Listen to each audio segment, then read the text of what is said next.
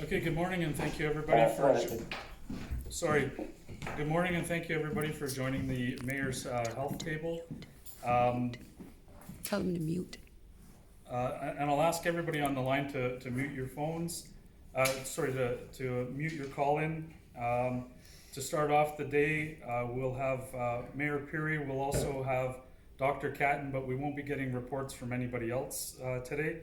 So for right now, we'll hand it over to our Mayor. Good afternoon and welcome again, April 3rd, for the noon hour conference call. And again, thank you everybody out there that's listening and dialed in. Dr. Catton, in respect of your time, we'll let you jump right into today's report. Good morning, thank you. So today the Porcupine Health Unit has reported 5 new positive COVID-19 individuals across the district. 2 of these are males in their 60s, 2 are females in their 50s, and 1 is a female in her 30s. Of them at this time, we can report that 2 cases are contacts of another confirmed case and were already being followed, and 1 can be linked to international travel, and we are grateful this individual followed all the appropriate precautions to ensure there was no potential exposure to the public or other community members. And the other cases we are continuing to investigate. However, as mentioned, when we cannot find a link to international travel or to a confirmed case, the concern and the assumption that we go with and the determination is local transmission. And so now our positive cases were at 28 overall, circulating in our area, and we continue to advise people to take the proper precautions. Today, the Porcupine Health Unit COVID-19 information line remains open from 8:30 to 7:30 p.m. And the toll-free number has been provided everywhere on our website, on our Facebook page, and is shared with all of our community partners on a daily basis with our daily updates and our bulletin of our new cases. There are now COVID-19 assessment centers in Timmins, as well as Cochrane and Iroquois Falls. Please note that all assessment centers are conducted on an appointment basis, and we recommend individuals attempt the self-assessment tool online if they're able to, or connect with their primary care provider or the Porcupine Health Unit to work through an assessment and determine if an appointment is recommended. With the warmer weather coming, the Porcupine Health Unit reminds everyone to remain physical distancing when outside. Limit your time with others outside of your household at all times to stop the spread. And this is critically important as we go into warmer weather and we know the temptation to visit with other family and friends that you don't live with.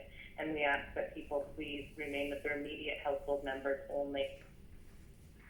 COVID-19 is circulating in our area. We want everyone to continue to take the preventive measures to reduce the spread. Physical distancing, keeping at least 2 meters apart or 6 feet between yourself and others, is absolutely critical at this time. Everyone, not just travelers, please stay home if you're feeling ill in any way. Even if this just feels like a minor cold or a sniffle, please stay home. Your help can help keep someone else from getting more seriously ill. Find other ways to remain socially connected. Stay home and stay well. We're all in this together. And thank you for those that have been really following these recommendations, which we know are challenging at this time. Thank you. Merci. Miigwech. Thank you, Dr. Catton. I'll ask the media if there's any questions for Dr. Catton. Yes, I have one. It's Elena from the Daily Press. Okay, go ahead, Elena. Okay, actually, I have one clarifying question. One of the cases was reported as self-isolating, but when I checked the website, it said admitted to hospital. Was that case admitted to hospital after self-isolating, or was that just kind of like a misreporting? Elena, the individual has now been admitted, yes, so the update was provided online. Okay, got you. And then a second question: have there been any deaths? I mean, we're seeing the number of cases rising. Have there been any deaths so far in our region or in our health unit area? That's something I'm not able to update at this point in time. Thank you. Okay, no problem. Okay, thank you. Any other questions? All right, then I'll It's ask. Maya. Oh, sorry, go ahead, Maya. Sorry, I was just wondering, have we kind of caught up in that backlog of tests that were being sent to Toronto, so we're getting more accurate current testing now that with the results coming out? Hi, thank you. Definitely. Well, the testing was always accurate, and I know sometimes it's just when we're speaking quickly, I often take different terms. But definitely we are seeing many results come in, and we are definitely seeing results come in more quickly with having Timmins on board as a site for testing completion. Okay, thank you. Any further questions? All right, hearing none, then I'll turn it over to Mayor Peary to make some comments on behalf of the city. Okay, good afternoon. Today, the City of Timmins will declare a state of emergency. I've said before that we would declare the state of emergency when our healthcare system would be overwhelmed with the cases. That is not the case today. The other benefit we have with declaring a state of emergency is the ability, under the authority of that act, to provide WSIB coverage to volunteers. As we know, tomorrow we have a remarkable group of volunteers that will be stepping into the role of the Lord's Kitchen and serving 3 meals a day. We want to ensure that they have ultimately the highest level of protection that we have available to us, and that includes us extending our WSIB coverage to them. The other couple reasons are, of course, that we want to be able to respond quickly as a city to conditions as they evolve. But the most important reason for the declaration of the state of emergency today is, again, to raise public awareness regarding the gravity of this situation. You heard me talk yesterday about situations around the city where individuals were not respecting the serious nature of what's going on. So other governments have been pressed to issue numbers. Well, the City of Timmins has been running these same numbers, and we're going to release today the worst case scenario, Timmins specific numbers. These are, again, based on the fact that we don't follow the recommendations of self-distancing. We don't follow wash your hands. We don't follow cough into your sleeve. And they're this. And obviously they're probability projections and it's worst case scenario, and these can change. But this is what Timmins could look like. First date, April 7th. We could have 26 Timmins specific COVID-19 cases by April 7th,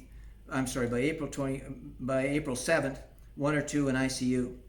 By April 14th, we could be up to 136 cases with 8 or 9 in ICU. By these worst case scenarios, the worst date would be May 1st. May 1st, we could be up to 1,553 cases in the city with 23 of these cases in ICU. These are not Porcupine Health Unit demographics. These are City of Timmins demographics. Now, this is the gravity of the situation we have in Timmins. We heard Dr. Canton's numbers released today. 4 of those 5 new cases are within the City of Timmins. We can beat this. We can beat this if we all act together, doing exactly what we're supposed to do to knock that curve down. That's a phenomenal number of cases. It's a phenomenal number of people that could end up in Timmins ICUs, in the intensive care units. We have to understand that our Timmins District Hospital is also a catchment area for everybody up the coast, the whole surrounding area. So we have to do our part in Timmins to control these numbers. This is serious and we have to take it seriously. It isn't a laughing matter. It isn't a joke. It's not a time to have a party. It's time. It's past the time to take this very, very seriously. Let's get this done. Thank you.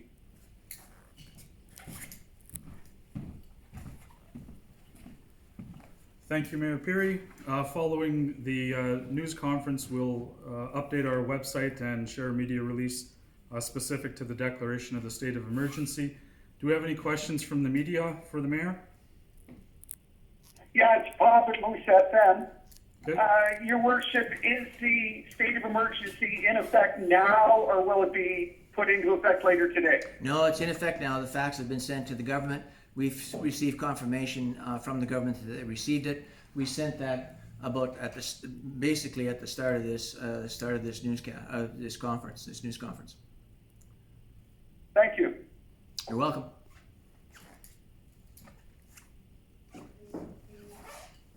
Okay, no more Hi, it's questions. Lydia from. Who? Lydia. Hello? Hi, Lydia. Hi, may I ask a question? Yep. Mayor Peary, can you just call a state of emergency at any time, or what are you basing the state of emergency on? Just the projected numbers? No, as I said, Lydia, one of the authorities under the state of emergency is to extend WSIB coverage to volunteers within the community, and we have a huge kickoff with volunteers tomorrow, and we want to ensure that they will have WSIB coverage. Secondly, we want to raise the level of awareness in the community, and as I said yesterday, there's obviously groups that aren't taking this seriously. So declaring a state of emergency raises the awareness, hopefully, within our population, and we beat these worst case scenario numbers that we've just talked about. May I ask another question? Yep. What sort of steps, how will you enforce this, or will there be an increase in enforcement? Well, the enforcement under the state of emergency is basically the Quarantine Act. The authority of the Quarantine Act comes from the Porcupine Health Unit, the Medical Officer of Health, and I think we've got a couple layers of enforcement. One is through the Timmins Police Service. The Timmins Police Service will be doing everything in their power to enforce this Quarantine Act. And secondly, we've got bylaw enforcement officers that are sent out every time we see groups gathering in numbers that are not practicing safe social distance, or numbers greater than the 5 dictated by the province. Thank you. Unless there's somebody else, I might have another question, but I don't want to give any airtime here. From an enforcement point of view, the other thing that we're considering, and we're not putting it in place today, but we'll be considering installing a curfew. There's a lot of moving parts around that. We don't have all the answers, but yes, we'll protect our population however possible, and curfew is one of those areas that we're talking about. So that's something you're just talking about right now? Or Yeah, we're just talking about that right now.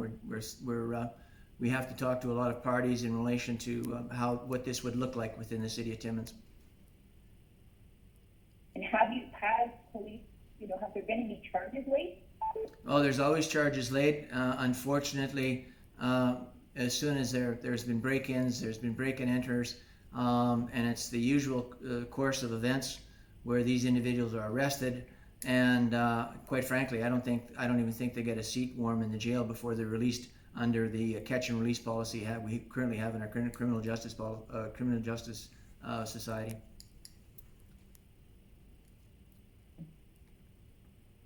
Thank you. Okay. Good to go? Okay. Just for the worst case scenario numbers that you're giving, I guess where are those coming from, and who put the formula together for it? Okay, that's Maya, and I can send you the link to this. Okay, thank you. Okay. Yes, I was wondering the same thing. Yeah, you're required. You'll get this information.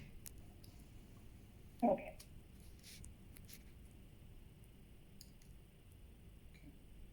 Okay, we're all busy. No further questions. Let's get on with our days. Okay? Thank you. Okay, thank you. Thank you. Okay, thank you. The next media briefing will be tomorrow at the same time, same place.